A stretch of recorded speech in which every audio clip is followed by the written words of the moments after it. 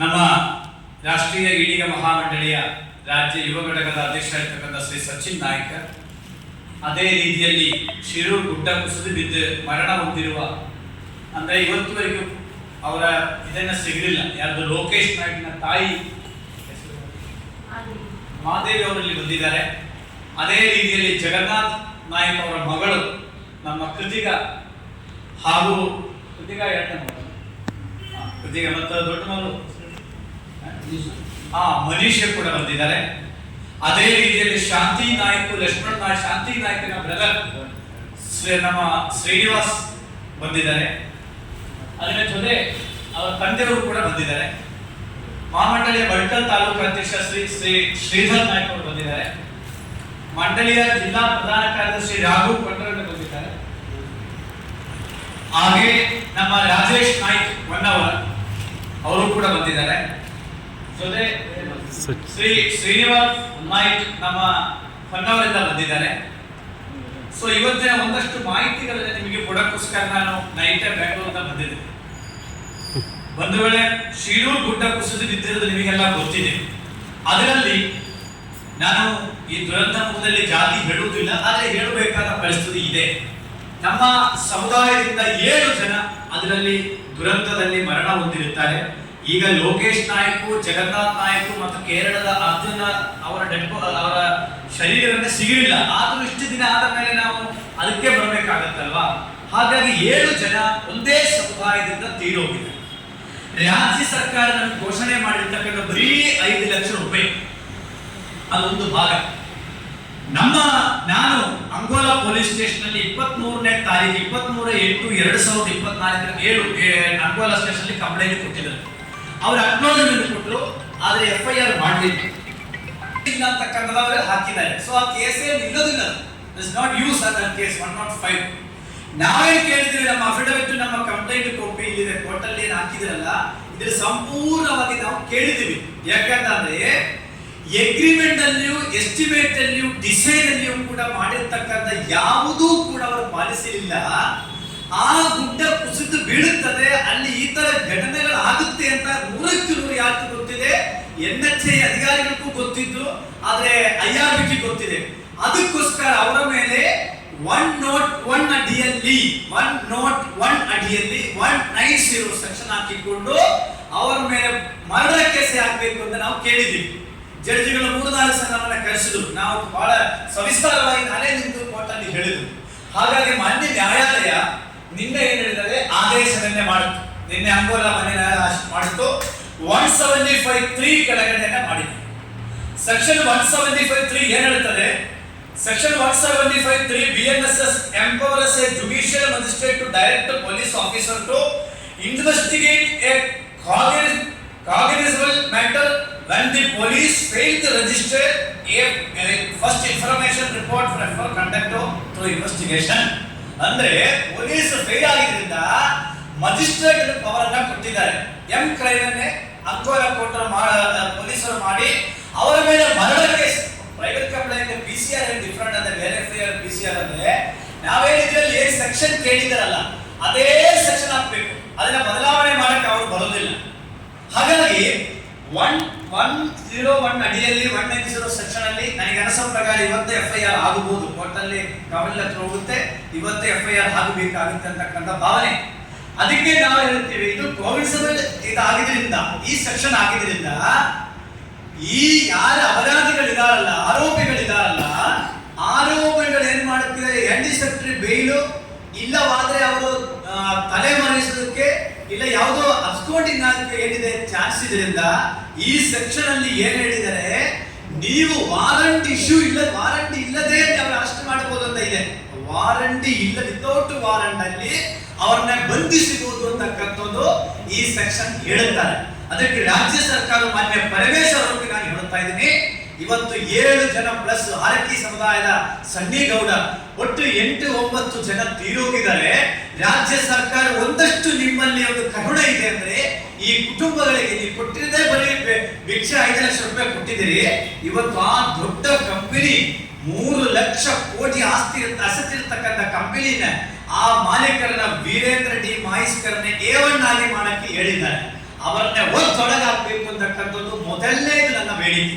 ಈ ಜಿಲ್ಲಾ SP ಗೂ ನಾನು ಮನವಿ ಮಾಡ್ತಾ ಇದ್ದೇನೆ, ಜಿಲ್ಲಾ DC ಗೂ ಮನವಿ ಮಾಡ್ತಾ ಇದ್ದೇನೆ. ಅದಕ್ಕೋಸ್ಕರ ಇವರನ್ನ 8 ಜನ ಅಡ್ರೆಸ್ ಕೊಟ್ಟಿದ್ದೀವಿ, ಅವರ ಹೆಸರು ಕೊಟ್ಟಿದ್ದೀವಿ, ಅವರ ಬಾಂಬೆಯಿಂದ ಎಲ್ಲ ನಾವು ಕೋರ್ಟಲ್ಲಿ ಕೊಟ್ಟಿದ್ದೀವಿ, ಎಲ್ಲ ಕೊಟ್ಟಿದ್ದೀವಿ. ಆದ್ರಿಂದ ಕೂಡಲೇ ಇವರನ್ನ ಬಂಧಿಸಬೇಕು ಅಂತಕ್ಕಂಥದ್ದು ನಾವು ಇವತ್ತು ಎಲ್ಲರೂ ಸೇರಿ ಒತ್ತಾಯ ಮಾಡುತ್ತಾ ಇದ್ದೀವಿ. ಮತ್ತೊಂದು 2 ದಾರಿಗಳಿದೆ. ಆ ಕಂಪನಿ ಏನ್ ಮಾಡ್ತಾರೆ, ಈಗ ಒಂದು ಹೈಕೋರ್ಟ್ ಅಲ್ಲಿ ಹೋಗಿ ಜಾಮೀನು ತಗೊಳ್ಬೇಕು, ಇಲ್ಲ ಜೈಲು ಹೋಗ್ಬೇಕು. ಈಗ ಅದು ಫಸ್ಟ್. ಅನಂತರ ಏನ್ ಮಾಡೋದು, ಅವರು ಹೈಕೋರ್ಟ್ ಅಲ್ಲಿ ಹೋಗಿ ಈ FIR ಪ್ರೊಸೀಡಿಂಗ್ಸ್ ಏನ್ ಮಾಡಬಹುದು, ಸ್ಟೇ ಮಾಡೋಕ್ಕೋಸ್ಕರ ಹೋಗಬಹುದು. ಅದಕ್ಕೋಸ್ಕರ ನಾವು ಆ ಒಂದು ಹೈಕೋರ್ಟ್ ಅಲ್ಲಿಯೂ ಸಂಬಂಧಪಟ್ಟ ಪೊಲೀಸ್ ಆಫೀಸರ್ ರಿಪೋರ್ಟ್ ಏನಾದ್ರು ಹಾಕ್ತಾ ಇದೆ ಅಂತಕ್ಕಂಥದ್ರ ಬಗ್ಗೆ ಮಾನಿಟರ್ ಮಾಡೋದಕ್ಕೋಸ್ಕರ ಕೂಡ ಒತ್ತಾಯ ಮಾಡ್ತಾ ಇದ್ದೀನಿ. ಮಾನ್ಯ ಇದು ನ್ಯಾಯಾಂಗ ಮಾನಿಟರ್ ಮಾಡಬೇಕು. ಯಾವುದು ಅಂಕೋಲ ನ್ಯಾಯಾಂಗ ಆಗಲಿ ಇಲ್ಲ ಜಿಲ್ಲಾ ನ್ಯಾಯಾಂಗ ಆಗಲಿ ಇದನ್ನ ಮಾನಿಟರ್ ಮಾಡಬೇಕು ಅಂತಕ್ಕಂಥದ್ದು ಕೂಡ ನಮ್ಮ ಒತ್ತಾಯ ಇದೆ. ಯಾಕೆ ಈ ಕಂಪನಿಗಳಿಂದ ಪಕ್ಷಭೇದವನ್ನೇ ಮರೆತು ಸಾಕಷ್ಟು ರಾಜಕಾರಣಿಗಳು ಹಣೆಯನ್ನ ಪಡೆದಿದ್ದಾರೆ. ಮುಂದಿನ ದಿನಗಳಲ್ಲಿ ಯಾರು ಏನು ಪಡೆದಿದೆ ಅಂತಕ್ಕಂಥದ್ದು ಸಂಪೂರ್ಣ ಮಾಹಿತಿಯನ್ನೇ ಕೂಡ ನಾನು ಬಿಚ್ಚಿಡುತ್ತೇನೆ. ಯಾರು ಎಲ್ಲಿ ಎಷ್ಟು ಕೊಟ್ಟು ಅಂತಕ್ಕಂಥದ್ದು ಈಗಾಗಲೇ ನನಗೆ ಸಾಕಷ್ಟು ಫೋನ್ಗಳು ಬರ್ತಾ ಇದೆ. ಯಾವುದಕ್ಕೂ ಬಗ್ಗುವುದಿಲ್ಲ. ಇವರನ್ನ ಒತ್ತೊಳಗೆ ಹಾಕುವುದಕ್ಕೂ ಕೂಡ ನಾವು ನಿಲ್ಲುವುದಿಲ್ಲ. ಬಂಧುಗಳೇ, ನಿಮಗೊಂದು ಮಾತನ್ನ ಹೇಳ್ತೇನೆ. ಸುಮಾರು ನನ್ನ ಕೈಯಲ್ಲಿ ಇರ್ತಕ್ಕಂಥದ್ದು ವಾಲ್ಯೂಮ್ 1, ವಾಲ್ಯೂಮ್ 2.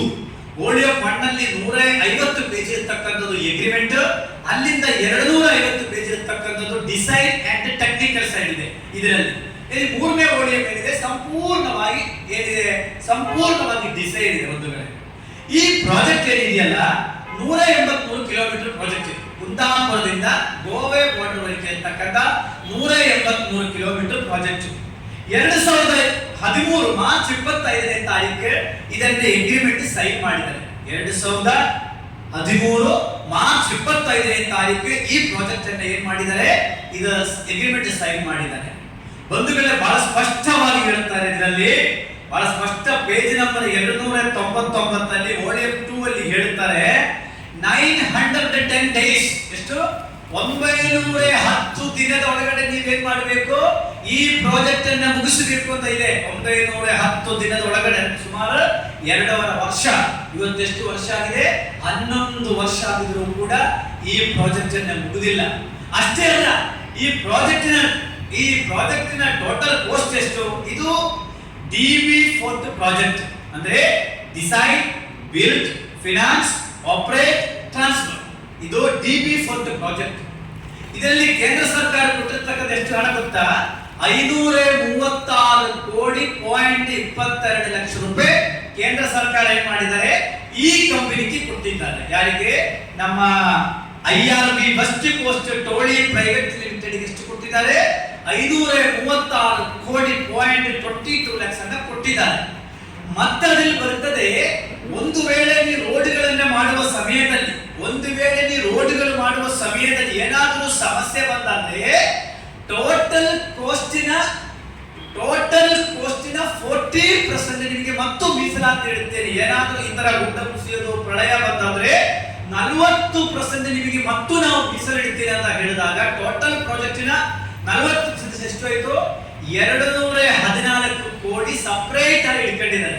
ಏನಕ್ಕೋಸ್ಕರ ಅಂದ್ರೆ ಈ ತರ ಘಟನೆಗಳಾಗಿತ್ತಂದ್ರೆ ಅದಕ್ಕೆ ಪರಿಹಾರ ಮತ್ತು ಸಂಬಂಧಪಟ್ಟ ಕ್ಲಿಯರ್ ಮಾಡಿ ಕೊಡೋಕ್ಕೋಸ್ಕರ ಟೋಟಲ್ ಎಷ್ಟಾಯ್ತು ಹಾಗಾದ್ರೆ 530 ಪ್ಲಸ್ 730 745 ಕೋಟಿ ರೂಪಾಯಿಯಿಂದ ಬರ್ತಕ್ಕಂಥ ಈ ವಿಷಯ. ಮತ್ತೆ ಬಹಳ ಸ್ಪಷ್ಟವಾಗಿ ಹೇಳ್ತಾ ಇದೆ, ಟೋಲ್ ಗೇಟ್ ಯಾವಾಗ ಟೋಲ್ ಗೇಟ್ ಮಾಡಬೇಕು, ಟೋಲ್ ಗೇಟ್ ಹತ್ರದಲ್ಲಿ ಎಷ್ಟು ಬಹಳ ಮೆನ್ಷನ್ ಮಾಡಿದ್ದಾರೆ, 20 ಬಾತ್ರೂಮ್ಗಳನ್ನ ಮಾಡಬೇಕು, ಪೊಲೀಸ್ ಏಡ್ ಪೋಸ್ಟ್ ಹಾಕಬೇಕು, ಮೆಡಿಕಲ್ ಏಡ್ ಪೋಸ್ಟ್ ಹಾಕಬೇಕು, ಅದೇ ರೀತಿಯಲ್ಲಿ ಟ್ರಾಫಿಕ್ ಏಡ್ ಪೋಸ್ಟ್ಗಳು ಹಾಕಬೇಕು ಅಂತ ಇದೆ. ಇದು ಯಾವುದೂ ಕೂಡ 183 ಕಿಲೋಮೀಟರ್ ಮಧ್ಯದಲ್ಲಿ ಆಗಿಲ್ಲ. ಅದಕ್ಕೋಸ್ಕರ ನಾವು ಹೇಳ್ತಾ ಇದೀವಿ. ಮತ್ತೆ ಈ ಏನು ಕೆಲಸವನ್ನು ಮಾಡಿದರಲ್ಲ, ಈ ಜಿಲ್ಲೆಯ ಫಾರೆಸ್ಟ್ ಇಲಾಖೆಯ ಪರ್ಮಿಷನ್, ಈ ಜಿಲ್ಲೆಯ ಮೈನಿಂಗ್ ಇಲಾಖೆಯ ಪರ್ಮಿಷನ್, ಈ ಜಿಲ್ಲೆಯ ಪೊಲ್ಯೂಷನ್ ಬೋರ್ಡಿನ ಪರ್ಮಿಷನ್, ಈ ಇಲಾಖೆಗಳಿಂದ ನನಗೆ ಬಂದಾಗ ಮಾಹಿತಿಯನ್ನ ಹಾಕಿದ್ದೀನಿ. ಒಂದಷ್ಟು ಮಾಹಿತಿ ಸಿಕ್ಕಿದೆ. ಇಲ್ಲಿ ರೋಡ್ ಸೈಡ್ ಅಲ್ಲಿ ಇರ್ತಕ್ಕಂಥ ಬಂಡೆಯಿಂದ ಕಲ್ಲು ತೆಗೆಯುವಾಗ ಇದರಲ್ಲಿ ಹೇಳುತ್ತಾರೆ ಬಹಳ ಸ್ಪಷ್ಟವಾಗಿ, ಪಂಚಾಯತ್ ವಿಲೇಜ್ ರಾಯಲ್ಟಿ ಕಟ್ಟಿಕೊಂಡು ಪೊಲ್ಯೂಷನ್ ಬೋರ್ಡ್ ಪರ್ಮಿಷನ್ ತೆಗೆದುಕೊಂಡು ಕೂಡ ಮಾಡಬೇಕು ಅಂತಕ್ಕಂಥದ್ದು ಬಹಳ ವ್ಯಕ್ತವಾಗಿ ಹೇಳ್ತಾರೆ.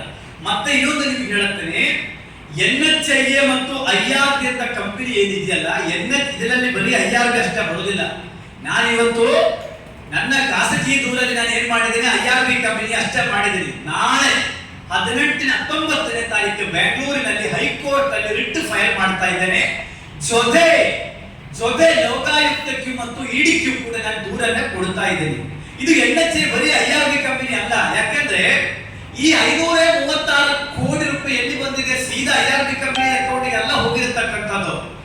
NHIA ಮತ್ತು IRB ಕಂಪನಿ ಜಾಯಿಂಟ್ ಆದ ಒಂದು ಅಕೌಂಟ್ ಇದೆ, ಎಸ್ಕ್ರೋ ಅಕೌಂಟ್. ಯಾವುದು? ಎಸ್ಕ್ರೋ ಅಕೌಂಟ್ ಬಂದು ಇವರ ಕೆಲಸಗಳ ಮೇಲೆ ನೋಡಿಕೊಂಡು ಇವರು ದುಡ್ಡನ್ನು ಬಿಡುಗಡೆ ಮಾಡಬೇಕು ಅಂತ ಕೂಡ ಇದೆ. ಆದರೆ ಇವತ್ತು ನನಗೆ ಬಂದ ಮಾಹಿತಿ ಪ್ರಕಾರ 99% ಏನಾಗಿದೆ, ದುಡ್ಡನ್ನ ಇದು ಬಿಡುಗಡೆ ಆಗಿದೆ. 99% ಅನ್ನ ಬಿಡುಗಡೆ ಆಗಿದೆ. ಬಂಧುಗಳೇ, 183 ಕಿಲೋಮೀಟರ್ನ ಸಮಸ್ಯೆ ಅಷ್ಟೇ ಅಲ್ಲ. ನಾನೊಂದು ಮಾಹಿತಿಯನ್ನ ಮೊನ್ನೆ ಹಾಕಿದೆ NHIA. ಈ ರಾಜ್ಯದಲ್ಲಿ NHIA ಅಂಡರ್ನಲ್ಲಿ ಸುಮಾರು ಎಷ್ಟು ಪ್ರಾಜೆಕ್ಟ್ ನಡೀತಾ ಇದೆ ಅಂದ್ರೆ 16 ದೊಡ್ಡ ದೊಡ್ಡ ಪ್ರಾಜೆಕ್ಟ್ಗಳು ಎಂಟರ್ ಸ್ಟೇಟ್ ಅಲ್ಲಿ ನಡೀತಾ ಇದೆ. ಸುಮಾರು 13 ಖಾಸಗಿ ಕಂಪನಿಗಳು ಅವರಿಗೆ ಇದು ಕೊಟ್ಟಿದ್ದಾರೆ. ಅದ್ರಲ್ಲಿ ಬಹಳ ಸತ್ಯಾಂಶಗಳೇನು ಅಂದ್ರೆ, ಒಂದೇ ಮಾಲೀಕರುಗಳು ಆದ್ರೆ ಕಂಪನಿಯ ಹೆಸರುಗಳು ಬೇರೆ. ಹಾಗಾಗಿ 16 ಪ್ರಾಜೆಕ್ಟ್ ನ ಡೀಟೇಲ್ಸ್ ಕೂಡ ಇಲ್ಲಿದೆ, ಎಲ್ಲಿ ನಡೀತಾ ಇದೆ ಅಂತಕ್ಕಂಥದ್ದು ಕೂಡ ಇಲ್ಲಿದೆ. ನಾನಿವತ್ತು ಮಾನ್ಯ ಹೈಕೋರ್ಟ್ ನಾನು ಕೇಳ್ತಾ ಇದ್ದೆ, ಈ ಎಂಟೈರ್ ಪ್ರಾಜೆಕ್ಟ್ ಏನಾಗಬೇಕು, ತನಿಖೆ ಆಗಬೇಕು, ಕ್ವಾಲಿಟಿ ಚೆಕ್ ಮಾಡಬೇಕು. ಈ ಎಲ್ಲ ವರ್ಕ್ಗಳು ಕೂಡ ಸ್ಟೇ ಆಗಬೇಕೀಗ. ಯಾಕಂದ್ರೆ ಮೊನ್ನೆಯೂ ಕೂಡ ನಿಮ್ಗೆ ಗೊತ್ತಿದೆ, ಕಾರವಾರಲ್ಲಿ ಬ್ರಿಡ್ಜ್ ಕೊಲ್ಯಾಪ್ಸ್ ಆಯ್ತು ಬಂಧುಗಳೇ. ಆ ಕಾರವಾರ ಬ್ರಿಡ್ಜ್ ಕೊಲ್ಯಾಪ್ಸ್ ಆಗಿದೆ, ಇಲ್ಲೊಂದು FIR ಮಾಡಿದ್ದಾರೆ ಕಾರವಾರ ಟೌನ್ ಪೊಲೀಸ್ ಸ್ಟೇಷನ್ ಅಲ್ಲಿ. ಏನ್ ಸೆಕ್ಷನ್ ಹಾಕಿದ್ದಾರೆ ಬಂಧುಗಳೇ, ಇದೆಲ್ಲ ಹಾಕಿದ್ದಾರೆ 110, 125, 285. ಈ FIR ಅಂತ ಯಾರಿಗಾದ್ರೂ ಕೇಸ್ ನಡೆಸಕ್ಕಾಗತ್ತೆ? FIR ಮಾಡಿದವರು ಯಾರು FIR? ಒಬ್ಬ ಡ್ರೈವರ್ ಕಡೆ ಒಂದು FIR ಮಾಡಿಸಿದ್ದಾರೆ. IRB ಕಂಪನಿ ವಿರುದ್ಧ NHIA ವಿರುದ್ಧ ಜಿಲ್ಲೆಯಲ್ಲಿ ಎಷ್ಟು FIR ಆಗಿದ್ದಾವೆ ಅಷ್ಟು ಕಲೆಕ್ಟ್ ಮಾಡ್ತಾ ಇದ್ದೀನಿ. ಹಾಗಾಗಿ ಬಹಳ ಸ್ಪಷ್ಟ ಇದೆ, ನಿಮ್ಮ ಮುಂದೆ ಹೇಳತಕ್ಕಂಥದ್ದು ಒಂದು ವಿಚಾರ. ಈ NHIA ಈಗಿನ ಚೇರ್ಮನ್ ಶ್ರೀ ಸಂತೋಷ್ ಕುಮಾರ್ ಯಾದವ್, ಈ ನೋಟ್ ಮಾಡಬೇಕು. NHIA ಈಗಿನ ಚೇರ್ಮನ್ ಶ್ರೀ ಸಂತೋಷ್ ಕುಮಾರ್ ಯಾದವ್, ಅದೇ ರೀತಿಯಲ್ಲಿ ಕರ್ನಾಟಕ ರಾಜ್ಯದ regional officer and technical manager ಆಗಿರ್ತಕ್ಕಂಥ ಶ್ರೀ ವಿ ಬ್ರಾಹ್ಮಣ್ಕರ್ ಅವರು ಬೆಂಗಳೂರು ನಾಗಸಾಗರ ಆಫೀಸ್ ಅಲ್ಲಿ ಇರ್ತಾರೆ. ಅನಂತರ ಹೆಡ್ ಆಫೀಸ್ ಅಲ್ಲಿ ಕರ್ನಾಟಕ GM ಆಗಿರ್ತಕ್ಕಂಥ ಪಂಕಜ್ ಆಸ್ತಿ, ಅದಾದ ಮೇಲೆ ಹೊನ್ನವರಲ್ಲಿರ್ತಕ್ಕಂಥ ಈ ಪ್ರಾಜೆಕ್ಟಿನ ಪ್ರಾಜೆಕ್ಟ್ ಡೈರೆಕ್ಟರ್ ಶ್ರೀ ಹರಿಕೃಷ್ಣನ್. ಇವರ ಮೇಲೆ ಎಲ್ಲರನ್ನೇ ಸೇರಿಸಿ ನಾಳೆ ರಿಟ್, ಲೋಕಾಯುಕ್ತ, ಇಡಿಗೂ ಕೂಡ ದೂರ 19ನೇ ತಾರೀಕು ಆಗುತ್ತೆ. ಯಾಕೆಂತಂದ್ರೆ ಇವರನ್ನ ಯಾಕೆ ನಾವು ಮೊದಲೇ ಸೇರಿಸಲಿಲ್ಲ ಅಂತಂದ್ರೆ, ಇವರು ಸೆಂಟ್ರಲ್ ಗವರ್ಮೆಂಟ್ ಸ್ಟಾಫ್ ಆಗ್ತಾ ಇದ್ರಿಂದ ಒಂದಷ್ಟು ಪರ್ಮಿಷನ್ ಗಳನ್ನ ತೆಗೆದುಕೊಳ್ಳಬೇಕಾಗುತ್ತೆ FIR ಮಾಡಬೇಕಂದ್ರೆ. ಅದಕ್ಕೆ ಈಗಾಗಲೇ ಪರ್ಮಿಷನ್ ಹಾಕಿದರೆ ಇವರಿಗೆಲ್ಲ ಜವಾಬ್ದಾರಿ ಇದೆ. ಇವರೆಲ್ಲ ಇಲ್ಲಿ ಅಕ್ಯೂಸ್ಗಳಾಗಬೇಕು, ಇವರನ್ನೆಲ್ಲ ಒಳಗೆ ಜೈಲು ಹಾಕಬೇಕು. ಹಾಗಾಗಿ 1988 ಅಲ್ಲಿ 1988 ಅಲ್ಲಿ NHIA ರೆಡಿ ಆಗಿದೆ. NHIA ಆ ಅಟಾನಮಿಕ್ಸ್ ಬೋರ್ಡ್ ಬಂದಿರತಕ್ಕಂಥ 1988 ಅಲ್ಲಿ. ನಿಮಗೆ ಗೊತ್ತಿರಲಿ, ಈ ಅಗ್ರಿಮೆಂಟ್ ಹೇಳುತ್ತಾರೆ 28 ವರ್ಷ IRB ಕಂಪನಿಗೆ ಕೊಟ್ಟಿದ್ದಾರೆ. ಎಷ್ಟು ವರ್ಷ? 28 ವರ್ಷ ಮೇಂಟೈನ್ ಮಾಡೋಕ್ಕೋಸ್ಕರ IRB ಕಂಪನಿಗೆ ಕೊಟ್ಟಿದ್ದಾರೆ.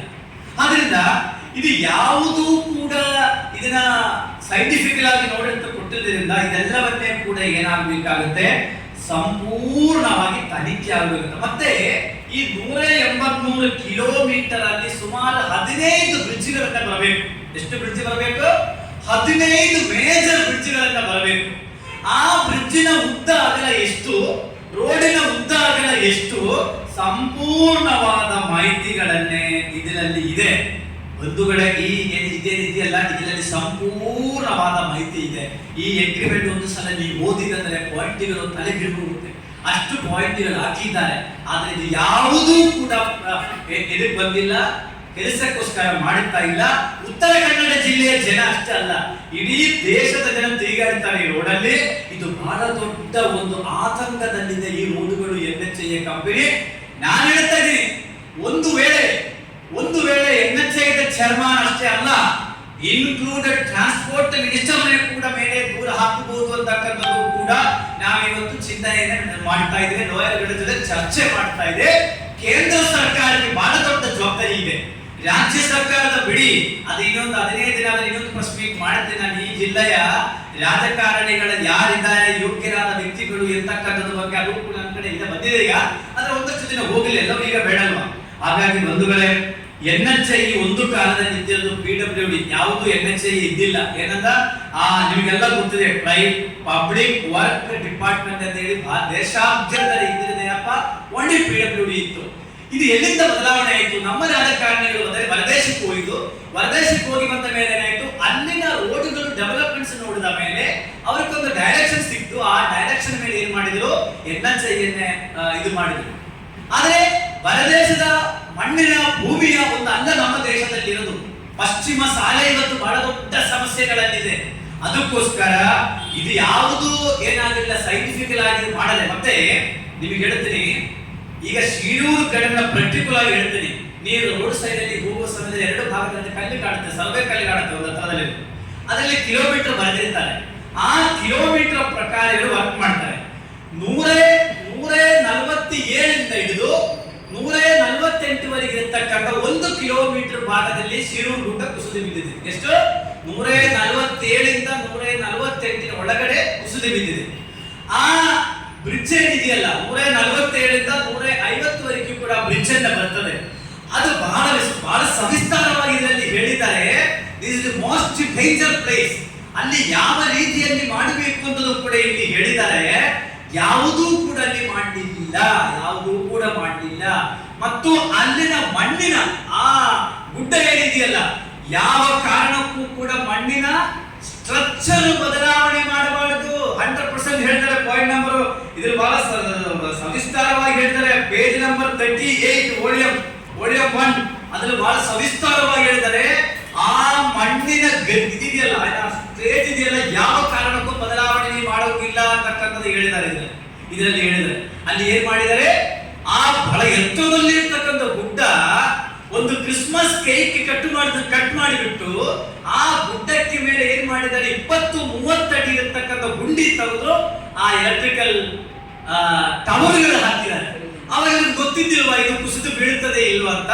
ಅದಕ್ಕೆ ನಾನು ಹೇಳ್ತಾ ಇರೋದು, ಇವರ ಮೇಲೆ ಮರ್ಡರ್ ಕೇಸ್ ಹಾಕೋದಕ್ಕೆ ನಾವು ಕೋರ್ಟ್ ಅಲ್ಲಿ ಕೇಳಿರೋದೇನಪ್ಪಾ ಅಂತಂದ್ರೆ, ಮರ್ಡರ್ ಕೇಸ್ ಹಾಕೋದಕ್ಕೆ ಯಾವುದೂ ಸಮಸ್ಯೆಗಳಿಲ್ಲ. ನನ್ನ ಅಫಿಡವಿಟ್ ನಾನು ಕೋರ್ಟ್ ಅಲ್ಲಿ ಕೊಟ್ಟಿರತಕ್ಕಂಥ ಅಫಿಡವಿಟ್ ಅಲ್ಲಿ ಬಹಳ ಸವಿಸ್ತಾರವಾಗಿ ಇಂಗ್ಲಿಷ್ ಅಲ್ಲಿ ಬರೆದಿದೆ. ನಿಮಗೆ ಯಾರಿಗೂ ಬೇಕಾದ್ರೆ ಇದನ್ನ ಕಾಪಿಯಾಗಿ ತೆಗೆದುಕೊಳ್ಳಬಹುದು, ಸವಿಸ್ತಾರವಾಗಿ ತೆಗೆದುಕೊಳ್ಳಬಹುದು. ಇಷ್ಟು ಮಾಹಿತಿಗಳನ್ನ ನಾನು ನಿಮಗೆ ಕೊಡ್ತಾ ಇದ್ದೀನಿ.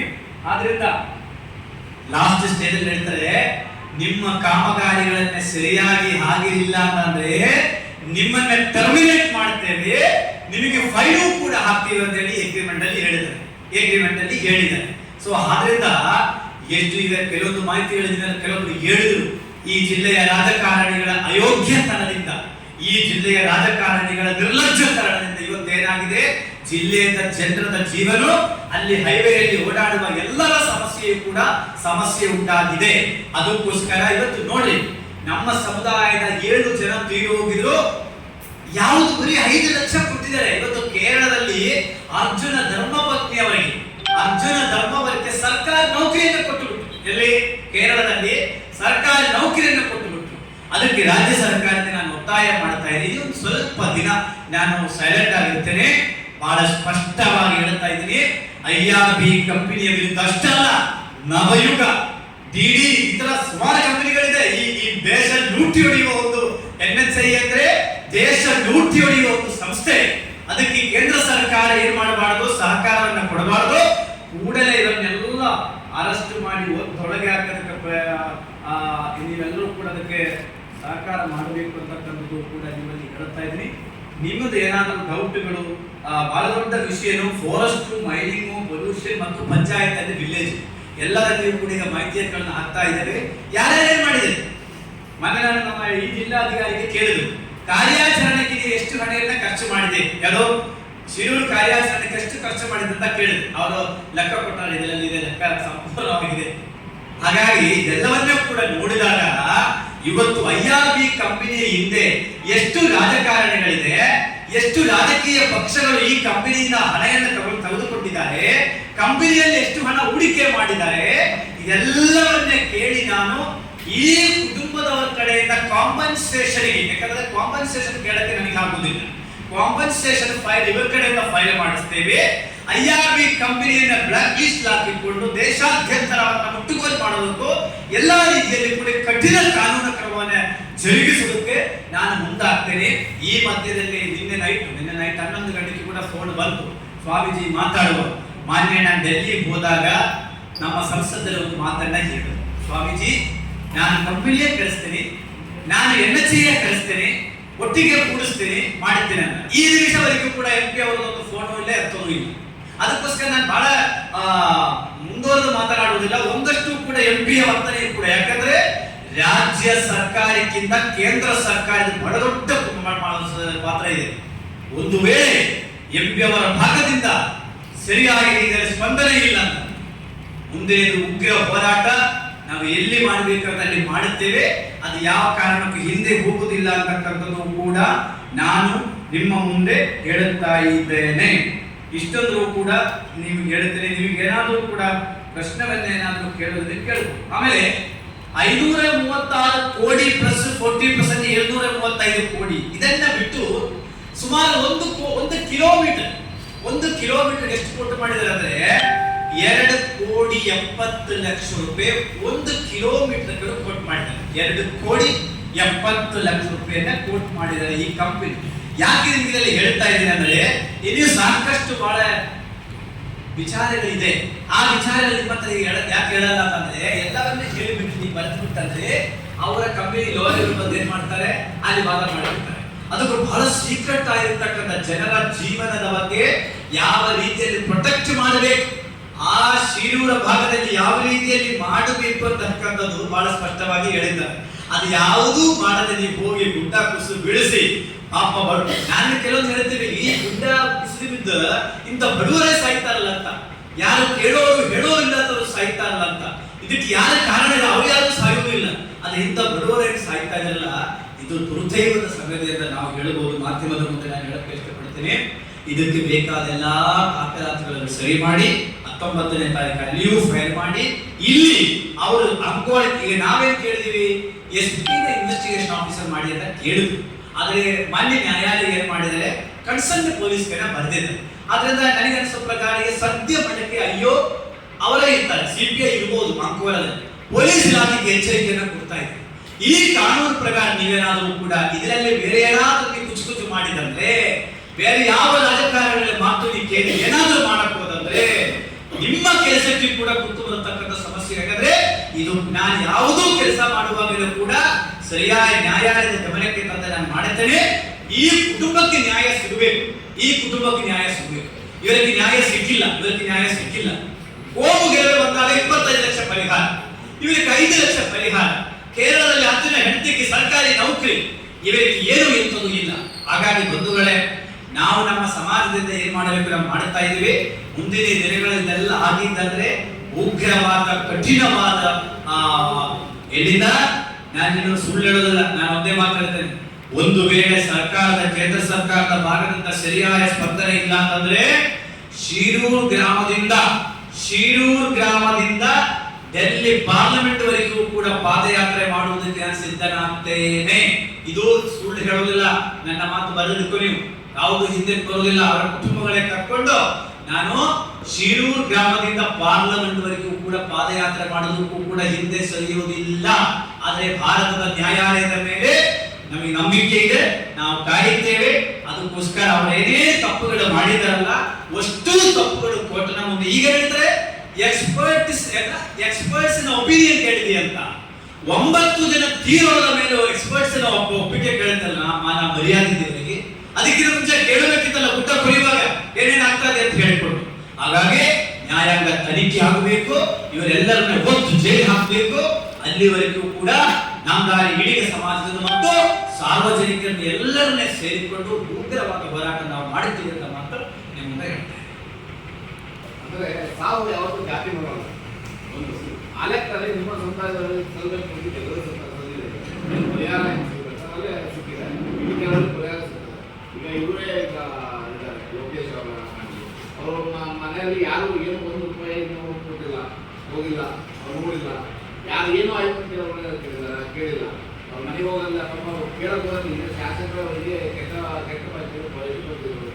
ಈ ಥರದ್ದೆಲ್ಲ ಆಗಿದೆ. ಇದು ಸಮುದಾಯ ನೋಡ್ತಿರೋ ಅಥವಾ ಮಾನವೀಯತೆಯನ್ನು ನೋಡ್ತಿರೋ ಅದನ್ನು? ಎಸ್, ಈಗ ನಾವು ಇಲ್ಲಿ ಜಾತಿಯನ್ನ ಹೇಳಿದ್ರು ಕೂಡ ಅಲ್ಲಿ ತೀರೋಗಿದ ಆರತಿ ಸಮುದಾಯದ ಸನ್ನಿಗೌಡನಿಗೂ ಕೂಡ ಅರ್ಜಿಗಳು ತಗೊಂಡು ನಾವು ಡೆಲ್ಲಿಗೆ ಹೋಗಿದ್ದೀವಿ. ಸನ್ನಿಗೌಡನ ಮಗನ ಮಗ ಸನ್ನಿಗೌಡರ ಮಗನಿಗೂ ಕೂಡ ಫ್ಲೈಟ್ ಟಿಕೆಟ್ ಬುಕ್ ಮಾಡಿಸಿ ಪಾಪ ಕರ್ಕೊಂಡು ಹೋಗುವಾಗ ಎಣ್ಣೆಯಲ್ಲಿದ್ದ ಮತ್ತೆ ಕರ್ಕೊಂಡು ಟಿಕೆಟ್ ದುಡ್ಡು ಹೋಯ್ತು. ಅಪ್ ಅಂಡ್ ಡೌನ್ ಟಿಕೆಟ್ ಮಾಡಿದ, ಟಿಕೆಟ್ ದುಡ್ಡು ಹೋಯ್ತು. ಇಲ್ಲಿ ಏನಾಗ್ತದೆ ತಾವು ಹೇಳಿದ್ರು, ನಾವು ಏನ್ ಮಾಡ್ತೀವಿ, ನಿನ್ನೆ ಹೆಸರಿನಲ್ಲಿ ಜಾಯಿಂಟ್ ಅಕೌಂಟ್ ಅನ್ನು ನಾವು ಓಪನ್ ಮಾಡಿದ್ವಿ. ಎಲ್ಲಿ ಅಂಗೋಲಾ ಕೆನರಾ ಬ್ಯಾಂಕ್ ಅಲ್ಲಿ ಜಾಯಿಂಟ್ ಅಕೌಂಟ್ ಅನ್ನು ಮಾಡಿದ್ದೀವಿ. ಈ ರಾಜ್ಯಕ್ಕೆ ಸಂದೇಶವನ್ನು ಕೊಟ್ಟಿದ್ದೀವಿ. ನೀವು ಹೇಳಿದ ಪ್ರಕಾರ ಯಾಕೆ ಜಾತಿ ಹೇಳುವ ಪರಿಸ್ಥಿತಿ ಬಂದಂದ್ರೆ ನ್ಯಾಯ ಸಿಗಲಿಲ್ಲ ಅಂತ ಬಂದಾಗ ಕೋರ್ಟು ಕೂಡ ಕೇಳಿದ್ರು, ಎಸ್ ಪಿ ಕೂಡ ಕೇಳಿದ್ರು, ಅಡಿಷನಲ್ ಎಸ್ ಪಿ, ನೀ ಯಾಕೆ ಅಲ್ಲಿ ನೀವೇ ಕೆಲಸ ಏನು ಅಂದಾಗ ನನಗೆ ಕಂಪ್ಲೇಂಟ್ ಕೊಡೋಕೆ ಕೇಳಿದ್ರು. ಅಲ್ಲ, ಅದಕ್ಕೆ ನಾನು ಹೇಳಿದೆ ಪ್ರಶ್ನೆ ನನ್ನ ಸಾರ್ವಜನಿಕ ವ್ಯಕ್ತಿ ಅವನಿಗೊಂದು ಇರ್ತದೆ, ಅವ್ರಿಗೆ ಯಾರು ನಾನು ಕೇಳೋ ಹಕ್ಕಿದೆ.